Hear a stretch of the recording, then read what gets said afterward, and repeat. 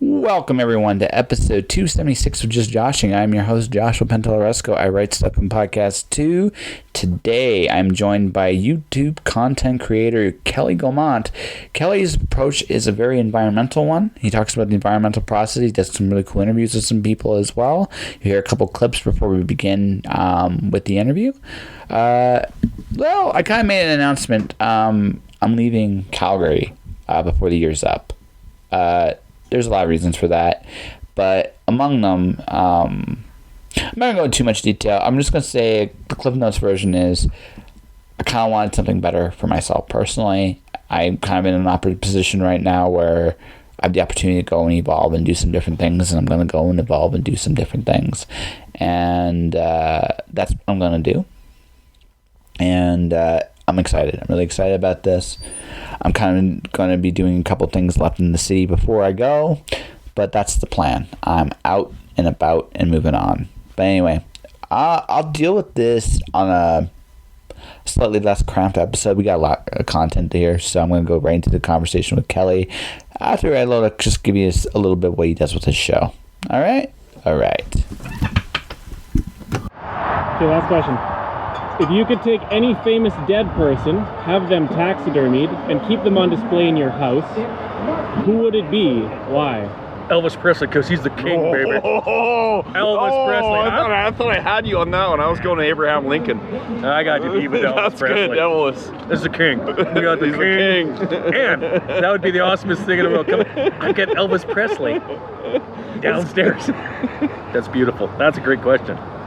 Yeah, you kind of answered the second part of that question, which is which room would you put them in? Basement, yeah. Basement. I don't know where else I'd put it. It wouldn't be on in the living room. That'd be creepy. Yeah. Although I've drawn a line on creepy to Elvis being stuffed in my house.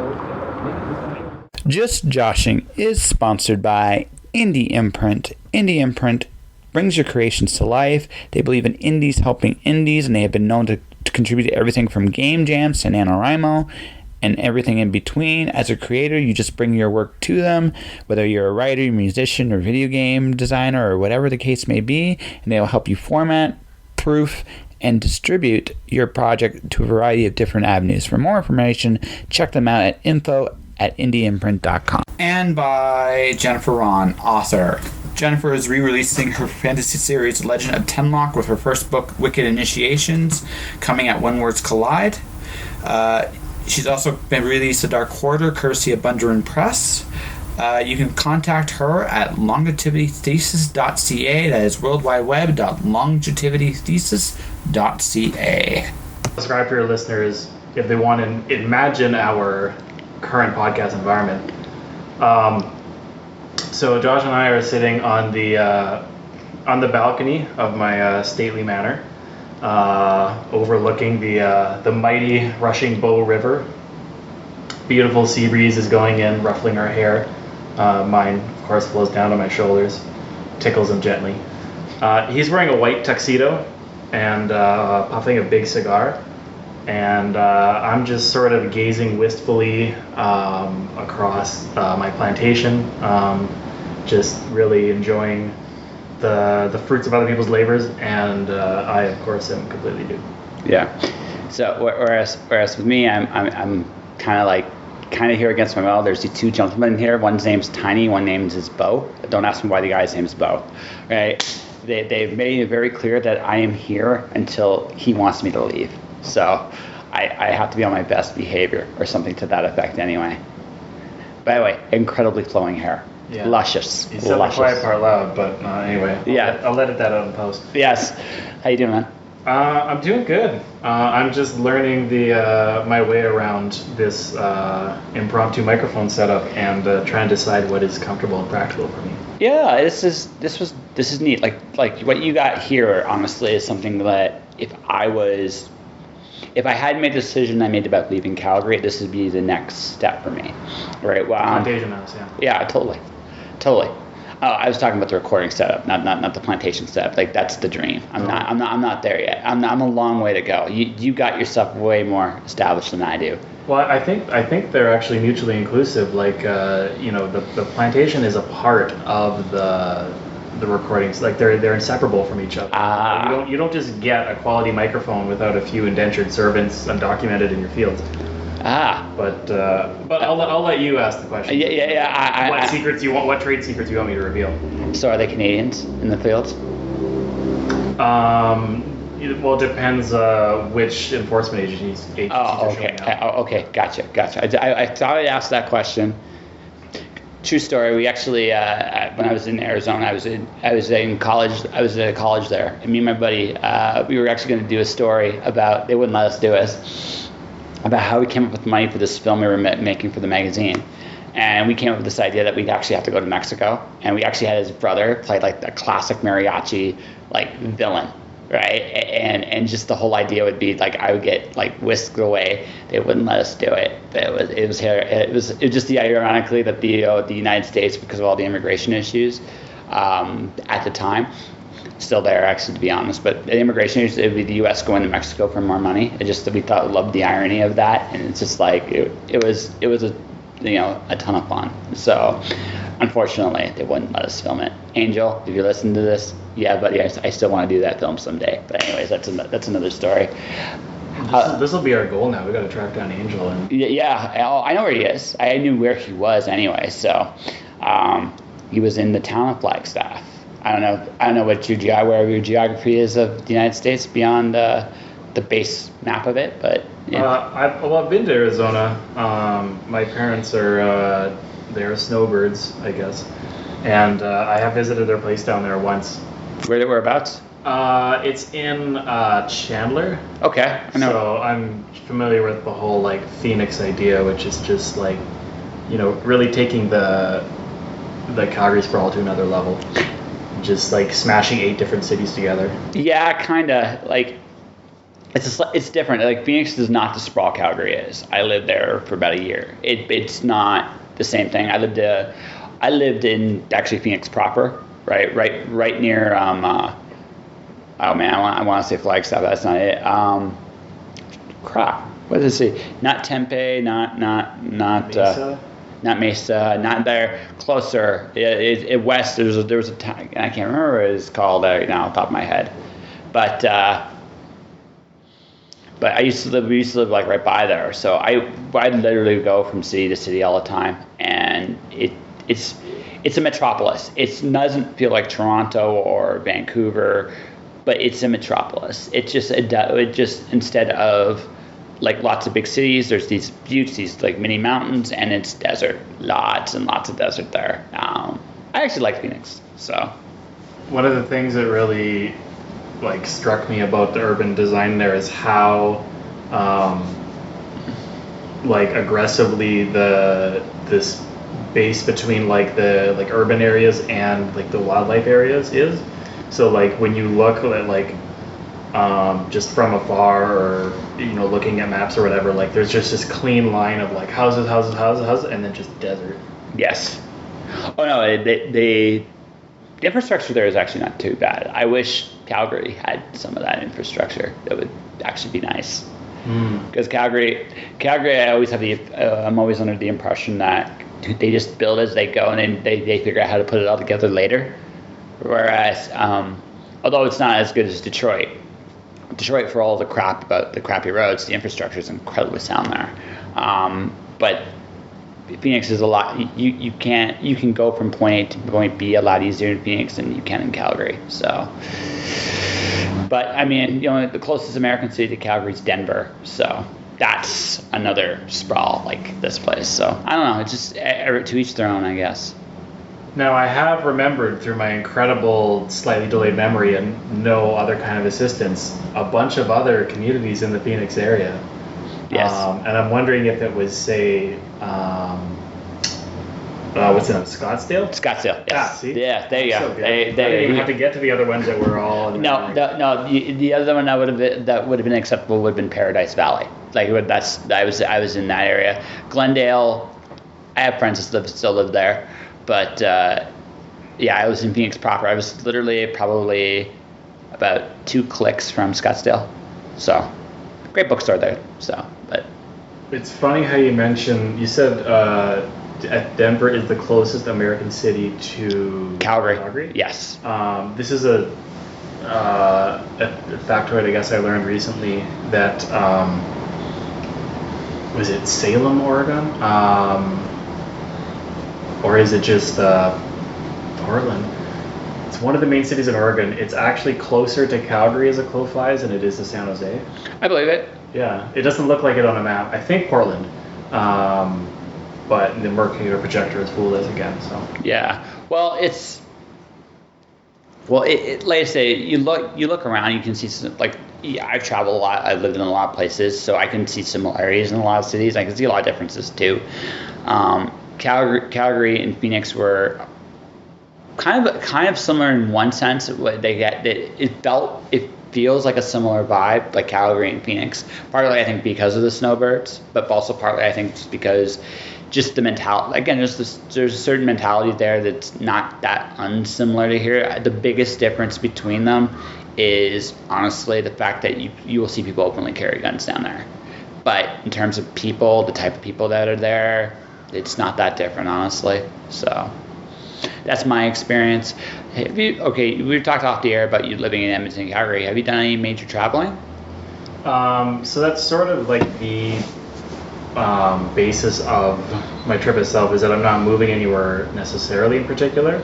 I am just like getting rid of all my things and leaving here to go traveling. Yeah. So like I've done traveling to various places in the U.S., although it's hardly exotic in a lot of ways. Sorry. No. And so something that I really wanted to do is like, do that. I guess the kind of the thing that a lot of people do much more so in their early 20s is just sort of roam around. And it's a bit trickier to do at this point, but I kind of wanted to, see the world while it still functions and see, just kind of get like out of my bubble and out of my comfort zone? Yeah, that's exactly it. And just kind of getting a feel for like, if I know where I don't want to be or how I don't want to live, like, but I don't have a specific idea where I want to go or what I want to be doing, then kind of just trying to accumulate like a diversity of experiences. Yeah, I can understand that. And my most likely, like almost certain landing zone is Australia. Because like sort of the end of the journey, because I have someone who lives there, moved there from here years ago, said she loves it. It was kind of like arbitrary. I was just talking to people traveling and someone said, come visit me. And then like more pieces started falling into place and determined that you can pretty easily get a work visa there. So I'll probably be there for a year and then kind of just see how it goes. And we'll see if like that has any effect on, I don't know, I guess some of this stuff I'm trying to do creatively. Like I will be taking my camera traveling and trying to get people places from all the places I go. So by the time I get to Australia, I can sort of unpack it all and start like editing it, putting it online, and seeing if that like attracts an audience. Well, I wouldn't worry about your age. I mean, shit, I'm 37 and I'm still traveling about and doing things. For me, the big question has always been, where am I going? Because I don't have an answer to that. I grew up moving around everywhere. So for me, coming to Calgary this is my second time in Calgary. I had a chance to actually live in a place by myself for a long time, and it was great. I needed that. But at this point, like we were talking off the air, I don't have a reason to be here anymore. Like, not a good reason to be here anymore. Yeah. So I've always find that people whether they realize it or not always have the freedom to do what they want to do. It doesn't really matter. If you don't have a clear idea of where you want to go, you can go wherever you want, and it doesn't matter how old you are. I get this feeling I'm going to be like a wandering gypsy until my 80s. Like I don't have a connection. I don't have a connection to a place, and because I don't have a connection to a place, it gives me the freedom to come and go kind of as I choose. For you though, is it just trying to figure out where you want to go? Is it about figuring out like what you want to do from here? It's like is there a goal beyond just seeing things? I mean, the simpler cop-out answer is like that I'm trying to figure out all of those things. But I think that, I don't know, given my understanding of what human nature is about and what actually makes people happy and what, just a lot of stuff like that, is that like we're creatures of connection and like relationships. That's actually what the human experience really is. It's all relational. So I think that kind of being in the right social environment, the right work environment, the way you're interacting with the people around you is going to determine like how everything else goes. So I'm hoping that through going to a variety of different places, getting involved in a lot of different experiences, and try my hand, I guess, as I am at like doing something more in the content creation side of things, which is a big difference from what I've been doing as far as like the social work side of things. That I'm going to meet maybe different people than I have been, people that are more on the same wavelength of what I want to do, and that's going to kind of dictate more what my living situation is and what my working situation is, and the kind of relationships I'm building. So how'd you come to this conclusion? To the conclusion that that's what was my goal? Yeah, well, no, that you made this decision to up and go. Like, what decisions brought you to this point? It was definitely a progression of like adjustments to what my life plan was. I think there was a time that it was probably 3 years ago now that some friends of mine who were a couple, they were talking about going traveling. They were really like pumping that up, and I was like, I kind of think I had this like this idea internally, and not even like something that I really said out loud, but just kind of this intuitive idea like, oh, traveling's not for me, it's like other people do. And I think that was driven by a lot of like insecurities and stuff within myself that I hadn't really addressed, because like, no, of course, like anyone can do whatever you want, right, within reason. And so when they kind of had invited me, like, hey, do you want to come traveling with us? I sort of like started turning gears in my head. I was like, oh, I could do that. These are my friends, and I hang out with them. Of course, I could travel with them. And that kind of went sideways when I lost the job that I was saving money with, and those friends actually ended up breaking up, and just a lot of things kind of happened. That was like 2 summers ago now, and it just kind of put me in this space where I really had to reflect on my life and my social life, my mental health, my career, that made me have to like really revisit the way I was looking at things. So I still wanted to travel, but it really got pushed by the wayside, like financially and socially and other things like that. But I kind of had this idea of like, once I get it back together, that's what I'm going to do. So I ended up at that point moving to Calgary. That was sort of my first step in trying to challenge the comfort zone, like we were talking about, and in terms of just trying to get more momentum happening in my life just by kind of pushing myself in a direction instead of kind of being stagnant and being complacent. And so the evolution of that was like, okay, I'm gonna get settled in Calgary, I'm gonna work for a while, I'm gonna save up money, I'm gonna go traveling by myself, because these friends at this point had each done their own trip separately. And then it sort of evolved into because my initial idea was for going for about 4 months, and I talked to my current boss like early on in this, and I thought like, can I get a leave of absence to take off for that long, or do I have to basically quit and reapply? And her response at the time was pretty much like, ask me like much closer to the date, and like it's not something I want to figure out right now. And so as I was kind of working at that and starting to plan things out, and I met with this travel agent who has helped me with some of the planning aspects of the trip and the booking aspects of the trip, and she kind of seemed surprised that I was it was her encouragement that was one of the first people that was like, what if you just like went for longer? Like what if what's your rush to come back from traveling and come right back into this life? And kind of made me start thinking of like, well, what if I just quit my job and just sort of, I don't know, like allow myself to have a longer window of time I could travel and start moving around and see if I wanted to come back or if I wanted to stay somewhere that I traveled to. And it kind of progressed further as I realized kind of that exact thing you were talking about of like, what is anchoring me here? I don't have the social connections I want here. I don't really have a job I want to come back to. And all those factors making me go like, why don't I just be that person who kind of sells all those things and says like, I'm just not coming back here. That's not the plan. It's not plan A through G at all. No, and it's like with me, like I'm looking at, like I hit that point of, okay, you've done a lot of cool things here, but you don't, like, there's nothing here for you anymore. Like, I could still live here. I don't hate Calgary. I don't dislike it. But for me personally, it's like there isn't a reason to stay here. So if I'm going to, and I'm older than you are, so I'm like, well, you got realistically about 10 more years of figuring this shit out before you're gonna have to say, hey, you know, like, unless again I become a wandering gypsy, which totally is a possibility, right? You're gonna have to go and try and see where you fit, if you do fit anywhere else, and who do you want to be?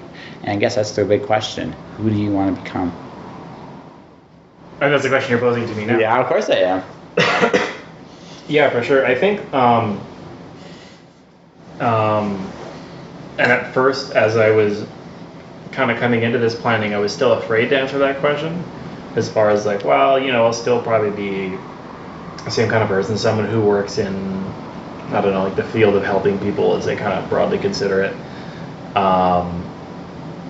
But it kind of just, it didn't feel that true, and I feel much more like confident in myself in being able to say like, no, I actually want to just work creatively for my living. I would love to do some sort of like, I hate to use the phrase like content creation because I kind of just assume it, or sorry, I associate it with like, I don't know, that kind of like influencer culture that really like that. I think I talked about that before we started recording, but I just find that aesthetic and that kind of like vibe really unpleasant. But I just like, it's something that I kind of on one level or another I didn't recognize it, but I had this drive for a long time that I wanted to just do something creative, and at certain points in my life it was writing. Another thing I went to school for was like video game design. Like all these things were interesting to me, but nothing really was enough to make me like, either some combination of I didn't love it enough to actually pursue it, or I didn't have the self-confidence and the wherewithal to actually push myself to do it. Whereas now, like I'm leaving the field I'm in with like no intention to return to it, and the way I see it is like, at least until I end up saying, okay, I've got, you know, no money, I need to go like do landscaping just to pay the bills. Until then, like the only job I have is going to be interviewing people, editing video, trying to put it into a package that people are going to enjoy. And if I can carry that momentum into being able to like have a long-term creative like role, then that's exactly what I want to do. So You sound like you're heading like, I'll ask the big question after, but it sounds like you're heading kind of into like more of a documentary kind of style of what you're doing. Even just watching the video I watched and what we were talking about off the air, you seem more comfortable about talking about subject matter than yourself, right? So we'll go to the big question. What are you passionate about, right? But I asked this in regards to your content, like the content you have now. What drives you to it? What are you passionate about it, and kind of where do you want to see it going? yeah, I think what I'm passionate about right now, and it has been informed by the work I've done in the past like 5 or so years, like working in human services, is I'm passionate about like humanizing people, about trying to like show what is exciting or awesome about the everyday, like whether it's just about everyday life or everyday people. And I think trying to, like get into that, like I said, the relational aspects of humanity. So, like before my passion, like if you had asked me when I was like a creative writing student, I would have said something like world building or, kind of just storytelling from a much more fictional perspective.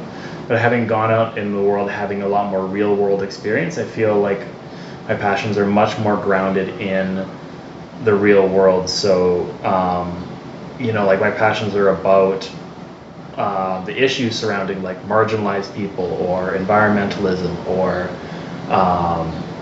all those things within the like political sphere and like how everything is really just connected. I think that's the most important thing I learned very early on. So the thing that I majored in school was basically it was urban planning. So like my degree is in human geography and planning, but people don't generally have a good idea of like human geography even means. But it was one of my first introductory courses where basically the thesis of all of it is like everything we do affects everything else. The way you physically build a city impacts the health of its citizens. So the fact that we live in cities that are very car navigable and not very walkable, it's not a coincidence that you see like a lot of obesity in places like that. And just kind of building off from that idea, which is extremely important in planning and public health. I think it's true in terms of like the way we socialize, the way we live our lives, like it's all connected in some way or another. Like your daily habits, your relationships, your ambitions, like none of it is in a vacuum. Oh, absolutely not. I looked at it from the point of view of, I don't like, cities are built on that, but civilizations are built primarily upon our our power sources and how we interact with those sources. And that's the foundations of every civilization. This stage, this particular point in time, oil is the engine that runs everything. And any city in the world, not just here, it's the impact there. There's an impact to that. Everything we do. Our environmental issues are how we engineer things, how we eat, how we use power. Like that all ties to the source. But again, how we interact with those sources. And one of the things that I think that really, really amazes me is how people are unconsciously aware of just how all this stuff ties together. Sorry, one sec. I think the thing is we need to become more consciously aware of that and tap into our intuition. I think there's still a lot of belief that people are just sort of like, well, I'm just going to look out for me and mine. And, you look at I think people, just to throw out one example, like who are they're really big on nationalism in today's world. I had a discussion with someone like this online because he was sort of he's considering himself like anti-globalist, and I was like, so what to you is the opposite of globalist? And he said, being a nationalist, worrying about, what matters for Canada and Canadians and all those things. And I think that, it's sort of like a dichotomy that maybe has its merits in a perspective 50, 100 years ago, but when you look at the most pressing problems we have today, namely that we're undermining the ecosystems that support us on like virtually every front. The ocean, the atmosphere, they don't give a shit about borders. So if you kill your oceans, it affects every single person on Earth. If you can destabilize your climate, it affects every person on Earth. Mm-hmm. None of that stopped at any kind of borders. So, like, whether you like it or not, we live in a global society. That's what it is, and it's always been that way, whether we realize it or not. The issue. See, I understand both sides of that argument. Way back in the 70s, they were talking about this idea of the world versus nations and people. And the idea that nations and people, if you really think about that, are just lines on a map. There's a big argument for that. The flip side is, this is a human system, not an environmental system. The idea of giving so much power to run so many people's lives in the hands of very, very few people, right? Back in the older thinking that was why a lot of our government systems today are still so inefficient, because they're designed to be by on purpose. The idea way back in the day was that people would solve their own problems, and that the government would be the last resort. And when you go to a globalist system, the way a lot of globalist systems looks like it's almost the opposite, right? Whereas the systems are dictating how people live. And I think that's why when you look at nationalism versus globalism, which is still you hear Trump in the United States, that's a big thing about his politics. He looks at it from a point of view of nationalism, the United States being number one above all. Whether that's true or not is irrelevant, but the point I'm getting at there is, people fear the global concept for that reason, because again, just how does that power work? Who has that power? And how does that affect me? And I think that's scary to some people. I think fear is a huge motivator. Like, I think, what gets people into maybe like less rational or more self-destructive, or at least more short-sighted, like patterns politically in terms of their life decisions, it's just being unable to escape that fear. Mm-hmm. So if you're just gripped with fear about like job loss, about there won't be enough jobs created, and the economy will suffer, then you're always going to defer the tough decisions that might not be our favorite ones economically, but are like absolutely necessary to protect our ecosystems.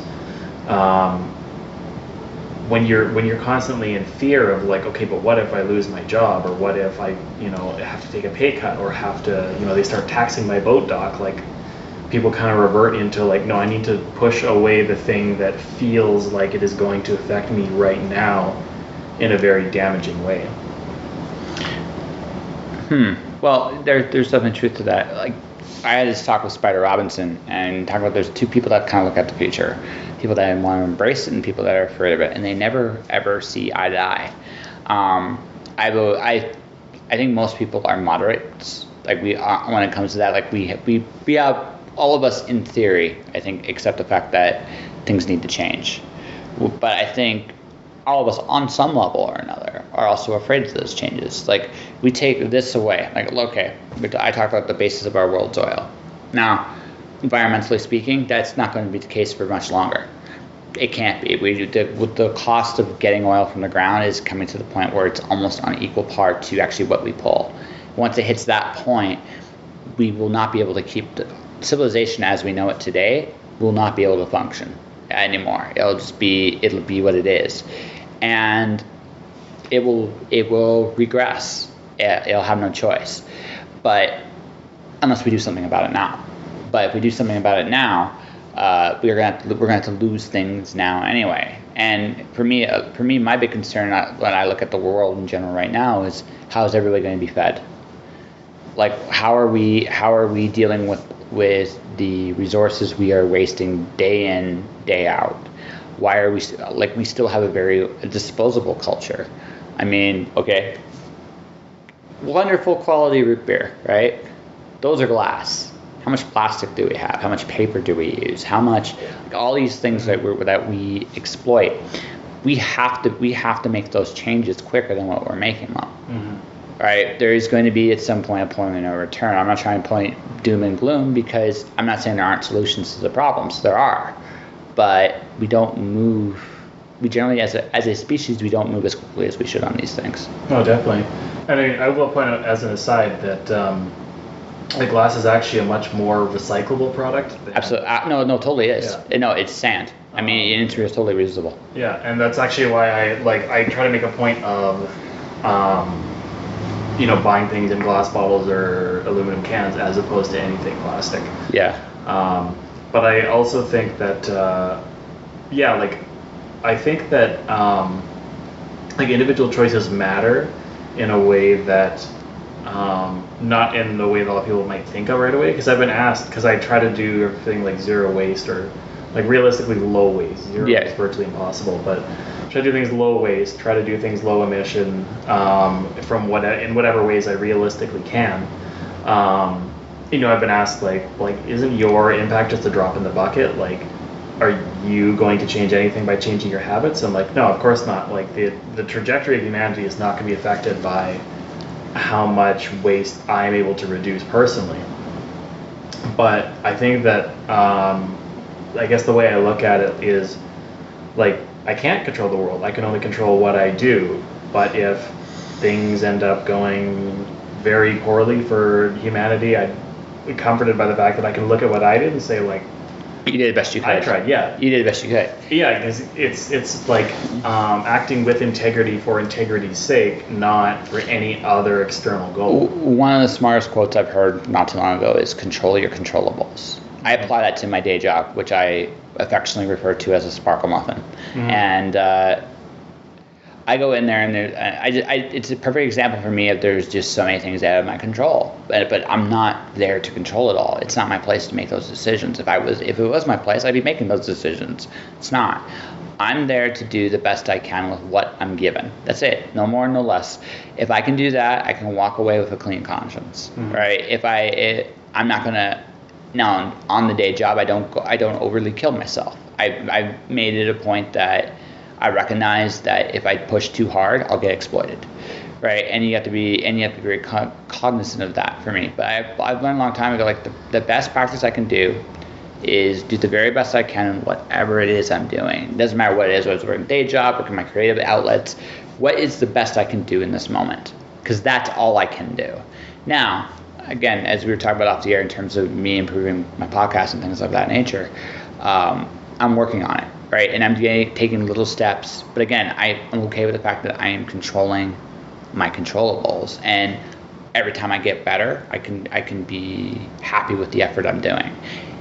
That's rewarding in and of itself. Mm-hmm. So, anyway, Well, just want to go back a bit, because something that interests me about that, and I often ask these people these questions,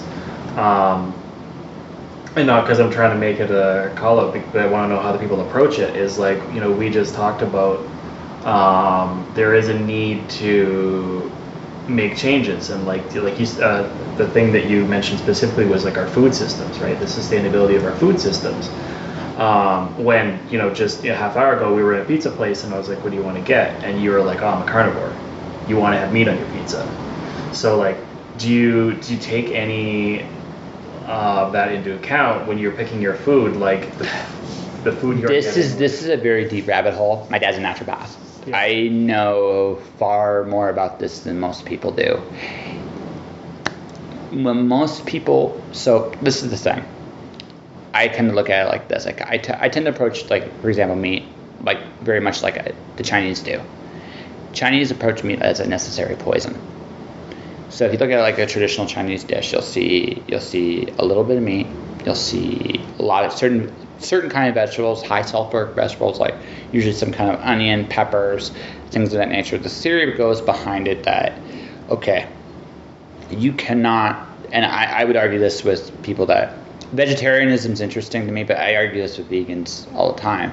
You need meat. You can't completely escape eating meat. Now, you don't need necessarily eat everything under the sun, right? But you do have to eat something. But if you're going to eat it, right, recognize what you're doing, what you're eating, and also how to treat it for yourself internally.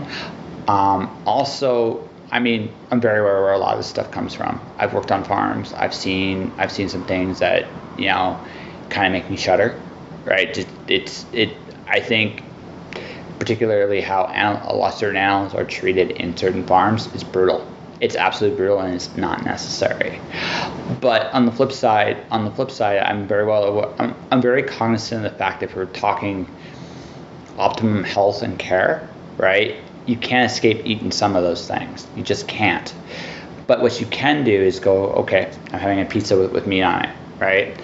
But internally speaking, I can, when we're done a little bit later on, when I'm off and about, I'll be eating other things. Any poisons in the meat, personally for me, done. When I eat at home, I don't buy certain meats. I stay away from certain things personally, simply because I know how they're done, how they're made. I try to avoid certain things. Like, for example, if I buy a chicken, I try to find, if I can, I try to get free range chickens, try to get free range eggs.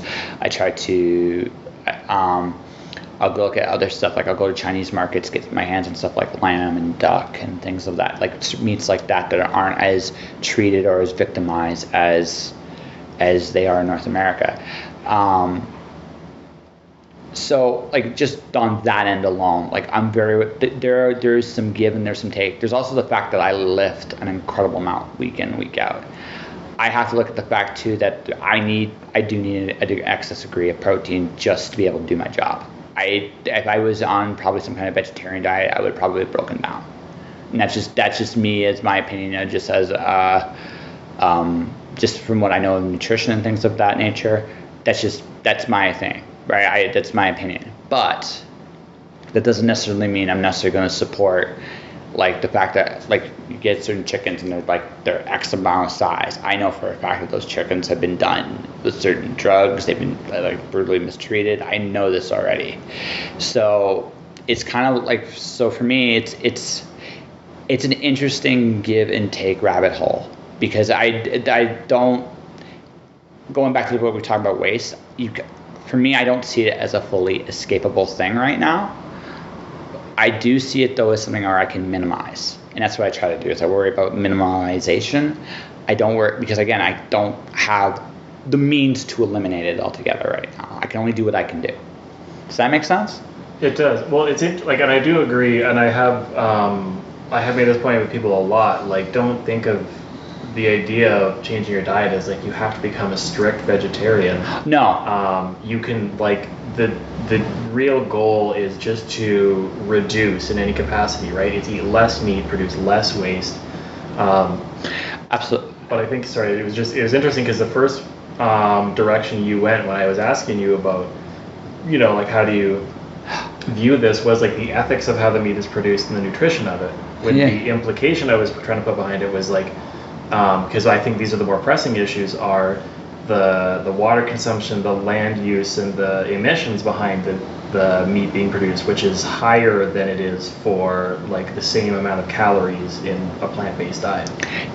But for what I do, and again, this is where I go from the ethical nutritional point of view, because that's how I was raised. Yeah. Right. That's my background. So I always look at that first. That doesn't mean I don't see the other aspects of it. There is an emission aspect of it too, and there's definitely. Look, we could literally spend another podcast talking about the food and drug industry. It is a brutal thing, and the dark side of that is frightening. And believe me, I'm well aware of that. And to be honest, like, as much as that's a problem, that to me isn't the scary part of that industry. There's a lot of other things about it that really bother me. But going back to what I said, it's about 5 companies essentially control all our food. 5, right? And I can't fix that.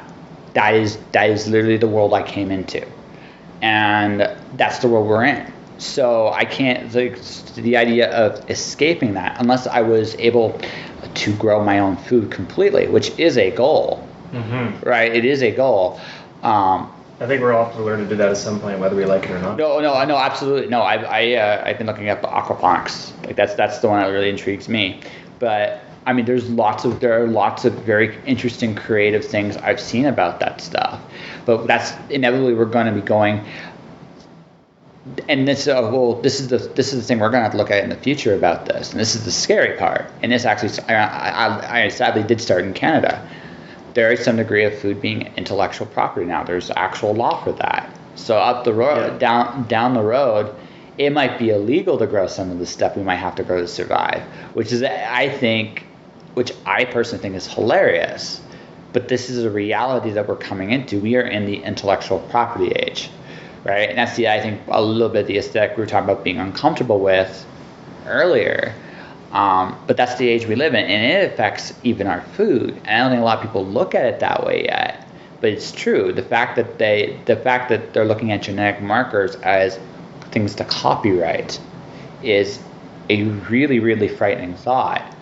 And nature doesn't have the diversity it had even 30 years ago, right? So it's going to be interesting when people get to the point where we're like, we have to grow stuff. Will there be a police force that's going to try to enforce it? You can only grow these kind of tomatoes, and if you try to control another kind of tomatoes, you might go to jail. We live in a psycho enough society that it might happen, and I could see that. Like I said, this is a rabbit hole, like a big one. This is a big one. So well, I think it's relevant to what you're asking before of like, what do I want to do? Because I'm being realistic. Like, if I look at what do I want to do for the next 10 years, like it seems like we are in kind of like a hot market for, like, you can be a professional podcaster, you can be a professional YouTuber, you can be a professional commissioned hentai artist. Like, you can do so many things, but if things don't change, then I think realistically, if there's going to be a lot of collapse in our world, whether it's because of ecological reasons or just because of like you said, a shortage of the energy we need, or if it's just like economic collapse, like the debt cycle caving in on us. The first things that are going to go are those really superfluous lines of work of, hey, like I'm a writer or a poet or an artist. Well, that's the less functional or the less affluent our world becomes, then those are going to be less and less useful. So I think that when you look at the trends the way they are, politically, economically, socially, ecologically, and again, primarily, I just think ecologically is the big one we need to be looking at. Then any like rational discussion of what do you want to do with the next 5, 10, 15, 20 years of your life has this asterisk on it of like, we can't predict what kind of lifestyles we'll be able to support. No, we can't. But that's what makes it fun too, because it could very easily go the other way as well. In Ireland right now, there is a gentleman that figured out a way to grow even more food using the ocean. If people look deep enough and hard enough, there are all kinds of solutions. A lot of the problems we're talking about, there are solutions to. All right, it's just a question of getting the right people to implement them bit by bit by bit. So the interesting thing about the future, and this is the question. The ultimate question is, where do we want to go? I am of the belief. This is really my belief that no matter what, people do exactly what they want to do. Now, it's not necessarily a good thing. I'm not saying there's no consequences, because there certainly are.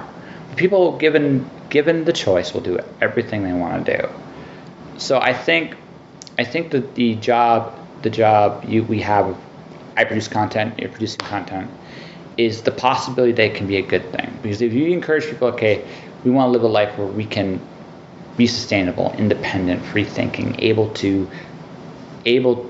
live, like to do things on our own, and that's ultimately what I think you're encouraging, and to a lesser degree what I'm encouraging.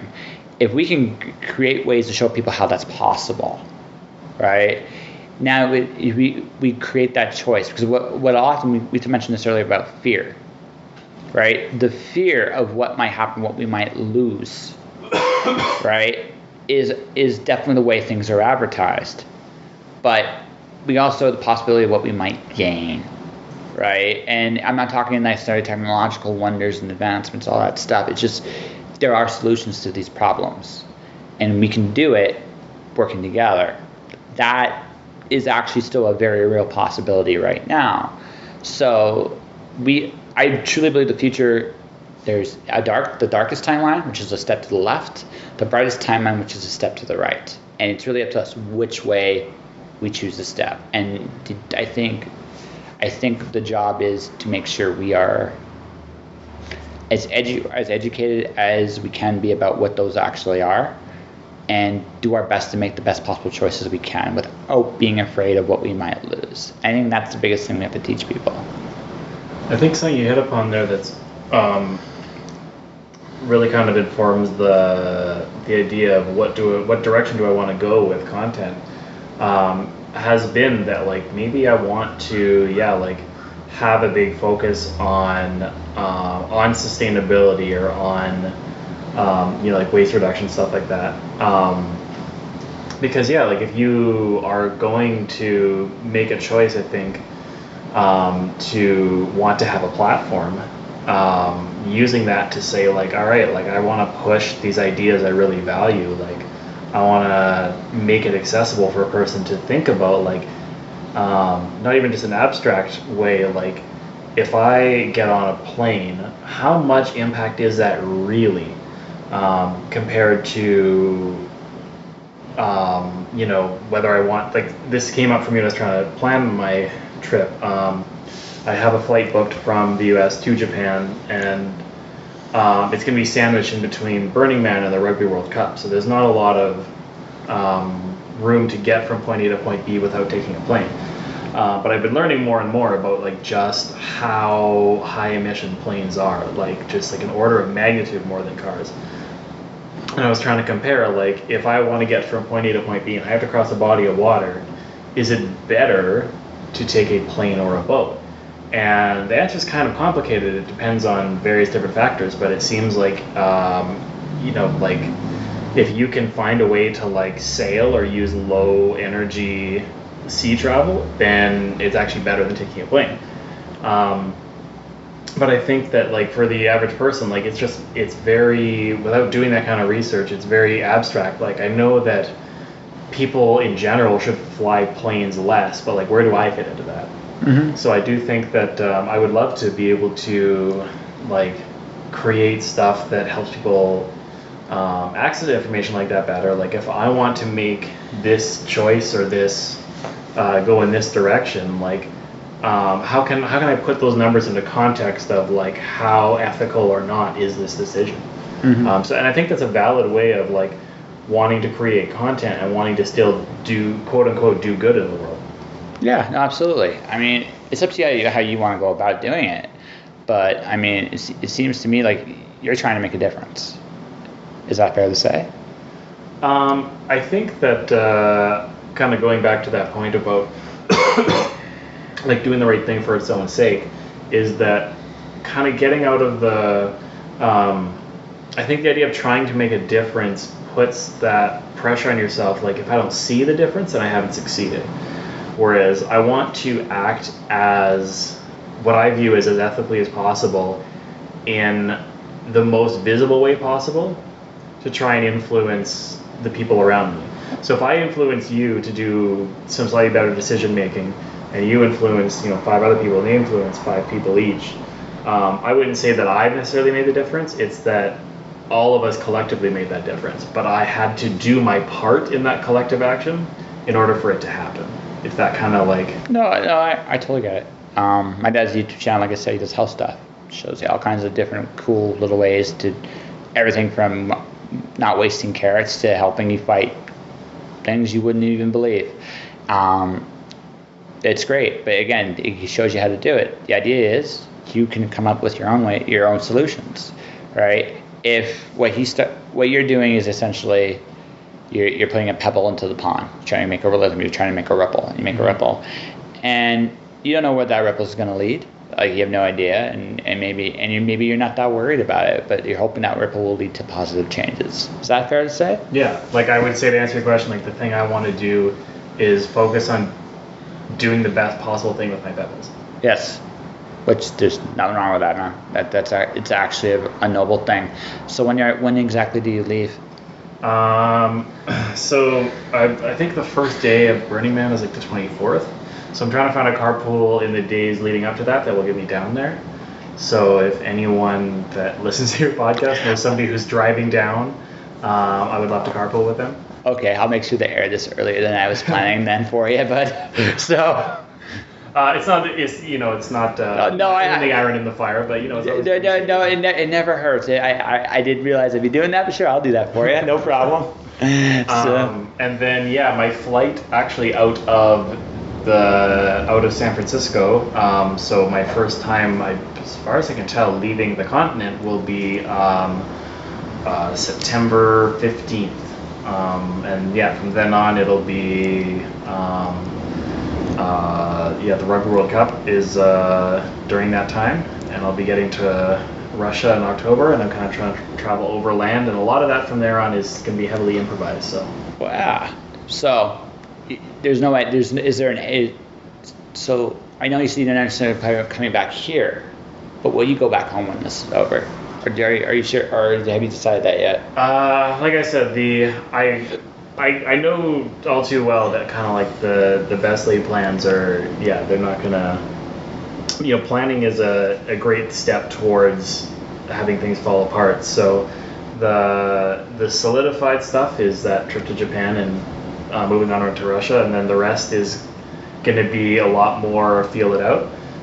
But the general vibe of it is kind of be traveling overland, Russia, Central Asia, and at some point, if I can avoid taking another plane for the rest of my life, I think that would be an incredible goal. But at some point I do intend to land in Australia and apply for a work visa. So find a way to sail there will be a challenge. There's some adventures I could see along the way on that, yeah? But I have a completely open time frame, right? I'm leaving my job, I don't have to pay rent, I'm not paying for a storage unit. I really, as long as my savings and my wits will take me. The vague goal I'm going to ballpark after about 6 months is stay in Australia for a year and then decide what I want to do from there. Do I want to come back? Do I want to stay? Do I want to go to a new place? We'll see. We'll see what the world looks like. We'll see what my life looks like. Sounds good, man. Good luck with everything. I think, Mr. Keller, we have an interview. What do you think? We what? Do we have an interview? I think we do. I think that... I was just gonna riff something to wrap it up. That would no, absolutely. Then riff something to wrap it up. I'm good. This is I'm just here to look pretty, dude. Sorry, you have to go, of course, because I see the hot air balloon is coming over the horizon. That's right. And I believe that's the Vice count. I don't think that's a real title. The bike count? But it's bike count. Really? Yes. Wow. Yeah. It's the Viscount. He's come in and he's got either a mission for you or he's come to arrest you. And either way, I wash my hands of it, so I'm gonna have to step away and lock the doors. Okay. Before I deal with Mr. Viscount over there, why don't you plug your stuff? Right. If anyone wants to come work on my plantation, they can probably find me pretty easily on social media. So I'd say the two major ones are YouTube and Twitter. So I'm under my real name, Kelly Gaumont, Gaumont, or I'm sure you'll put it in the show title. That's my name on YouTube. That's my name on Twitter. The handle is kgaumont. And you can kind of follow links from there. I post all my stuff on my own subreddit too. What's your subreddit? The subreddit is 10 questions. Okay. So the bike count's coming, so I guess we'll wrap this up. Please don't take me live. Well, like I said, I wash my hands of it. And that was my conversation with Kelly Gaumont. Kelly, man, I wish you the best. Check out his YouTube channel if you want more content like I just presented earlier. Kelly, it was great chatting with you. Good luck on your journey, and I hope everybody enjoyed this conversation. That will do it for this episode of Just Joshing. So if you want to support this podcast, you can do so a number of different ways. You can support my sponsors, Indie Imprint, Jennifer Ron. I'm giving away copies of Jennifer Ron's book, Wicked Initiations. I'm still giving away copies of Jessica Alter's book, Man and Brother. And I'm also giving away a Kindle giveaway for Giant Bearded Games. Space Marks is coming out July 30th. Check them out. So support me there. You can subscribe to my podcast, iTunes, Google Play, Spotify, Podomatic. Do that there. let people know this podcast exists. My YouTube channel is Joshua Pantellaresco. My Instagram and Twitter is at jpantellaresco. My Facebook page is Joshua Pantellaresco, author, podcaster. My books, The Watcher of Storm, Dancer, and Wandering God, are available at mirrorpublishing.com. Above all else, though, guys, thanks very much for listening. Stay inspired. Keep being you. Kick some butt. Take names. And I'll see you guys next week. Josh. Shush.